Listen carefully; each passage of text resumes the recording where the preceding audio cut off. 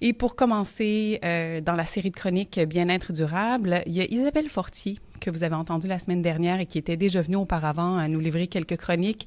Elle est thérapeute psychocorporelle et formatrice en éco-psychologie, en plus d'être fondatrice d'Ego Éco.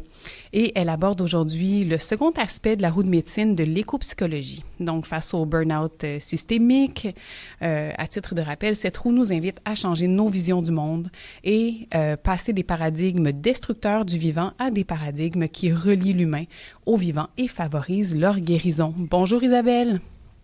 Bonjour Maude. Merci d'être là avec nous ce matin. Oui, ça va bien et toi? Oui, très bien. Excellent. Alors oui, je suis très contente d'être là pour continuer de vous parler des différents paradigmes à transformer dans nos esprits. Parce qu'on sait bien que la société, elle a été créée à partir des pensées humaines et peut donc être transformée à partir de pensées humaines. Donc, la pensée, elle se passe à l'intérieur des individus et c'est ces individus-là qui créent les systèmes dans lesquels on vit nécessairement. Donc, plus nous serons à changer nos paradigmes, plus on aura de l'impact pour créer une société plus harmonieuse et durable, n'est-ce pas? On le souhaite. Oui, c'est ça. Donc, pour faire un petit rappel, la semaine passée, on était sur le paradigme du dualisme et du réductionnisme qu'on peut voir facilement, tu sais, dans le dualisme corps-esprit qu'on retrouve en médecine, qu'on considère pas nécessairement la psychologie en lien avec la maladie ou même l'environnement. On avait vu le dualisme rationnel, émotionnel qu'on peut voir en éducation où on va mettre de l'avant la pensée logique, tu sais. Et puis, dans le fond, pour clore ça, c'est-à-dire qu'est-ce qu'on peut faire pour changer ces paradigmes-là? C'est déjà de ralentir et se ressentir. Hein? Sinon, on est en instrumentalisation de notre corps. Hein? On va le pousser à bout. Hein? Que le burn-out systémique revient à nos burn-out individuels. Puis comment que pour ce paradigme-là, on peut arriver à se percevoir plutôt comme un instrument à 3 cordes, avec une corde qui est la raison, l'autre l'émotion, l'autre le corps, puis qu'on arrive à unifier ces parties-là de nous. C'est beau, illustré comme Donc, ça. oui, c'est beau, hein? Oui, c'est beau. Et pour faire des belles mélodies soutenantes pour le vivant, tu sais. Et là, on arrive au deuxième paradigme, qui est l'introduction, là, dans le fond, c'est le paradigme social-nature, humain, civilisé versus sauvage, tu sais. On sait que, dans le fond, ce paradigme-là, il nous vient de la modernité, hein? Que dès qu'on s'est mis à construire des villes, on a comme considéré le civilisé dans ces villes-là et tout ce qui était à l'extérieur de ces villes-là, la forêt, la nature, c'était à ce moment-là considéré comme sauvage. Et plus on nourrissait ce paradigme-là, plus on valorisait justement l'humain et on le plaçait au-dessus de la nature. La nature aussi qui était très menaçante pour l'individu. Donc, on a voulu contrôler la nature, n'est-ce pas? Oui. Donc, on peut voir qu'il y a plusieurs manifestations encore aujourd'hui de ce paradigme-là dans nos vies. Donc, évidemment, l'homme se plaçant au-dessus de la nature, il va avoir organisé ses villes dans du béton, transformé ses parcs, ses zones naturelles en zones industrielles, commerciales. Puis le plan humain aussi, on peut se rappeler très bien que, évidemment, les peuples exclus étaient nommés sauvages. Hein? Et ça justifiait la domination. L'exploitation animale industrielle qui nous a ramenés à justement considérer l'animal comme extérieur à nous. Donc, encore une fois, ça nous donne la justification de le dominer. Il est sauvage, il est moins, donc j'ai pas de lien avec lui réel, intrinsèque, donc je le domine. Et à l'intérieur de nous, les paradigmes destructeurs qu'on a pu voir avec ce clivage-là, nature-sauvage, c'est que déjà aussi, on rejette le sauvage à l'intérieur de nous. Nos instincts, nos émotions fortes sont mal vues socialement. On va tenter de les contrôler. On va les dévaloriser. On va donc se fragmenter. Hein? Fait que, tu sais, cette partie-là, nous, on la veut inexistante. Et donc, ça nous coupe aussi de notre rapport à la nature et ça nous fait perdre notre sentiment d'appartenance au vivant, qui amène beaucoup, justement, un sentiment de perte de sens, puis de recherche de sens. Oui. Donc, qu'est-ce qu'on fait pour transformer ça, dans le fond, hein? Ça, comment on peut arriver, quel chemin prendre pour changer ces pensées-là en actes, pour soigner, pour prendre soin du vivant à l'intérieur de nous comme à l'intérieur de nous.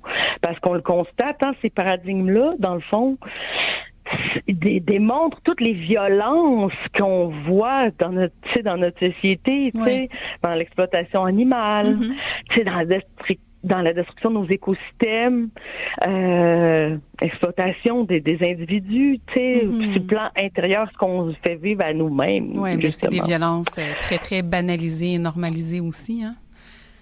Exactement, tout ça, hein, à travers un paradigme qu'on n'a souvent pas conscience. Le but de ma chronique, c'est ça, justement, de mettre en lumière ce que c'est tellement rendu normalisé, ces paradigmes-là, qu'on n'en fait plus de cas, justement. Fait que déjà, de le remettre à la conscience, puis de voir les impacts que ça a, de dire, OK, à partir du moment où je vois quelque chose, je le reconnais, j'ai du pouvoir dessus, donc prenons le temps de s'en rendre compte. Fait que, tu sais, dans l'idée de la roue de médecine, on veut transformer les paradigmes destructeurs en paradigme médecine. Hein? C'est ça, dans le fond, le jeu de mots de son auteur à la roue de médecine, Emmanuel Delrieux. Puis là, dans ce cas-là, on voudrait changer le paradigme social-nature avec le paradigme de l'interdépendance et, dans le fond, d'une pensée systémique. Ce qu'on veut, c'est arriver à apprendre à respecter le vivant, cohabiter avec le sauvage, de réellement voir la nature comme notre partenaire plutôt que comme un décor. Hein. Souvent, les gens viennent dans mes groupes puis c'est comme ils se rendent compte quand on se met en interaction avec ça, de « Ah, OK, j'ai toujours vu la nature comme un décor, un paysage. On va marcher en forêt. » Puis tu sais, il n'y a pas de lien avec la nature. Donc on veut, hein, tu sais, comme recréer le lien pour qu'elle ne soit plus décor, mais partie prenante de qui nous sommes. Et qu'elle ne soit plus non plus considérée comme ennemie tellement épeurante. Hein. Évidemment, les humains, on n'a pas de griffes, on n'a pas de poils, on est très vulnérables. Donc, quand on a voulu se protéger en tentant de contrôler la nature, tu sais. Fait qu'on voudrait arriver que les gens se rendent compte qu'on dépend de cette nature-là sauvage. Oui, absolument. Donc, voilà. Fait que, mais il y a plusieurs obstacles quand même à ça, hein. Parce que c'est quand même, tu sais, de le concevoir mentalement, c'est une chose, mais d'être capable d'arriver à le vivre dans nos vies, ben, on va avoir des obstacles. Par exemple, que justement, à l'intérieur de nous-mêmes, on a tellement intériorisé la peur du sauvage qu'on va avoir peur d'y aller. Déjà, nous-mêmes, on a peur d'y aller, hein. Juste, par exemple, l'expression de notre colère, tu sais. Considérée comme sauvage, on va la refouler, tu sais. On a peur, tu sais, de soi avec soi-même, mais après, on a peur d'être jugé. Si moi, j'exprime ma colère, on parle toujours de façon saine, mais tout de même, oser la colère. Mais j'ai peur d'être jugée, d'être vue comme primitive, sauvage, donc inférieure, parce qu'on a internalisé ces pensées-là sociales à l'intérieur de nous. Puis souvent, l'autre obstacle, c'est qu'on a tellement intériorisé ça qu'on s'est dissocié. Puis souvent, plusieurs humains ne sentent même plus leur corps ni leurs émotions. C'est tellement refoulé que comme d'imaginer ça, qu'on sent plus notre corps, qu'on n'est plus connecté avec. C'est très, vraiment, très particulier quand on y réfléchit 2 secondes. On se dit, mais voyons, je vis dedans à tous les jours, à chaque heure, à chaque minute, à chaque seconde, mais je suis pas dedans quand même, je suis pas dans mon corps. Exactement, puis c'est commun en plus. Puis c'est pour ça qu'on se rend compte souvent des gens arrivent à des états de maladie très graves puis ils n'ont pas senti les symptômes jusqu'à un état, tu sais, vraiment grave. Fait que je pense que toute l'importance de se réapproprier son corps, tu sais, prendre le temps de s'arrêter aussi pour se ressentir. Hein, c'est toujours avec ça. Puis pour l'autre, tu sais, les autres obstacles, c'est-à-dire que socialement, on nous demande contrôle de soi, maîtrise de soi. Dans nos écoles, on nous enseigne le dualisme. Tu sais, on est formaté ainsi. Et puis en plus, les médias qui stigmatisent le sauvage. Donc, si je veux aller dans cette voie-là, puis de changer de paradigme, ça veut dire que ça demande une force intérieure quand même d'affranchissement social. Tu sais. Oui. Comme tu le dis, il y a beaucoup d'obstacles à franchir parce qu'on a internalisé tellement d'aspects. Ça fait tellement longtemps qu'on vit de cette manière-là que, oui, il y a des pas à franchir, mais c'est pas impossible. c'est pas impossible, c'est ça. Mais moi, ce que j'aime quand je le nomme, c'est-à-dire que l'humain a besoin de défis aussi. Puis pour moi, c'est comme dire, OK, est-ce que je vais oser me réapproprier le sauvage à l'intérieur de moi pour ainsi être plus en harmonie avec moi-même et la nature. Donc, ça me demande... justement d'avoir cette mobilisation intérieure pour dire oui, je vais oser, puis plus on sera à le faire, puis moins ça va être dur d'oser ces nouveaux chemins-là, tu sais. Oui. Fait que, dans le fond, on peut bien voir que, tu sais, le clivage humain-nature, ben, il a façonné toute notre façon de vivre, hein. Il justifie la domination des peuples, des animaux, des forêts, et même de nous-mêmes, tu sais.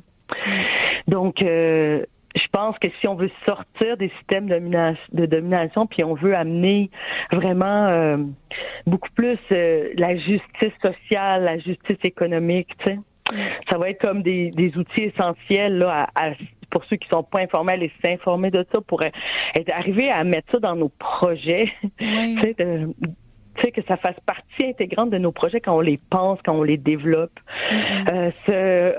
Vraiment à reconnaître les savoirs autochtones. Je suis tellement heureuse de voir que, tu sais, depuis les dernières années, il y a tellement beaucoup plus de place pour entendre les Autochtones parce que eux, ce clivage-là, dans leur spiritualité, ils n'étaient pas là. Hein? Non, on était dans une pensée d'interdépendance. Fait que plus on va se rapprocher de nos peuples autochtones, hein, on est sur leur terre, ben plus on va se soigner de la même façon, tu sais. Puis, même chose, tu sais, j'invite les gens à oser avoir des pratiques aussi, de sortir de cet état-là de contrôle de soi, faire de l'improvisation, oser chanter fort en nature, se promener sans but, sortir des sentiers battus, même de la nature. Parce que souvent, ça, je trouve ça intéressant aussi, on crée des chemins en forêt, mais on reste dans le petit sentier. C'est bien sûr, il faut protéger l'écosystème, mais si tu sors du sentier, c'est dangereux, là, tu sais. Fait que comment on peut de temps en temps oser sortir de sentier battu, aller s'asseoir puis rester tranquille en forêt puis l'observer, tu sais. Oui, absolument. Mais j'aime beaucoup que tu emploies le terme oser faire ça, et si c'était possible, tu sais, de le faire puis de s'affranchir de ça aussi. Puis il faut rappeler également que ça se fait avec la pratique, que les premières fois on va se sentir maladroit, inconfortable peut-être, mais qu'après, une fois qu'on arrive à une certaine aisance dans cette liberté-là, c'est très plaisant. C'est ça. Quand on parle de sortir de nos zones de confort, c'est tellement important de se rappeler que faut pas faire des trop grands pas, sinon c'est trop, puis on va revenir dans notre petit cocon. Mais oser petit à petit faire des pas pour aller dans la réappropriation de cet espace sauvage-là en nous, tu sais. Parce que dans le fond, retrouver notre sauvage, c'est pas perdre notre humanité, au contraire, tu sais. C'est de l'élargir pour se rappeler qu'on est une parcelle de ce vivant-là, tu sais. Tellement. Parce que plus qu'on s'en déconnecte, plus qu'on oublie qu'on est interdépendant, ben tu sais, ces grandes angoisses-là, tu sais, qui se multiplient chez les humains, tu sais, des pertes de sens existentiel, sentiment d'isolement, de solitude, ça fait partie de la médecine, ce que je nomme là aujourd'hui, là, tu sais, pour aller mieux, puis retrouver notre pouvoir d'agir aussi. Puis, tu sais, de se réapproprier ça à l'intérieur de nous, ça va faire que quand on va le voir dans nos milieux dans lesquels on a du pouvoir pour agir dessus, ben, tu sais, je vais oser la parole quand je la vois, l'injustice sociale ou économique ou animale, tu sais. Osons, pas à pas, à petite dose ou à grande dose, selon notre capacité du moment. Merci, Isabelle, pour toute cette belle inspiration ce matin. Ça fait du bien. Oui. Parfait. Alors, merci. Je vous dis à la semaine prochaine. Oui, on se retrouve la semaine prochaine sans faute. Donc, je rappelle qu'Isabelle Fortier est thérapeute psychocorporelle et formatrice en écopsychologie, en plus d'être fondatrice d'Ego Eco. Merci, Isabelle. Merci, bye-bye. Bonne journée.